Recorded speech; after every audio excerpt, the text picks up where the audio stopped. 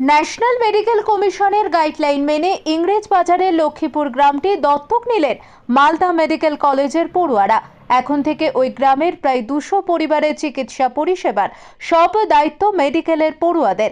Community medicine বিভাগের তত্ত্বাবধানে এই পুরো প্রক্রিয়াটি সম্ভব হয়েছে বলেই জানান অধ্যক্ষ পার্থপ্রতিম মুখোপাধ্যায়। ন্যাশনাল মেডিকেল কমিশনের গাইডলাইন মেনে আমাদের প্রতি বছরের ছাত্রর একটি গ্রামকে দত্তক নিতে হয়, অ্যাডপশন করতে হয়। গ্রামে কয়েকটি পরিবার, প্রত্যেকটি ছাত্র একটা নির্দিষ্ট পরিবারকে অ্যাডপ্ট করে নেয়। এটাকে আমরা বলি ফ্যামিলি অ্যাডপশন প্রোগ্রাম।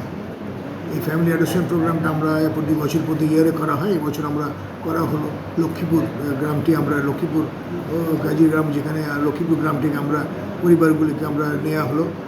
সেখানে কমিউনিটি মেডিসিন বিভাগের তত্ত্বাবধানে এটা হয়।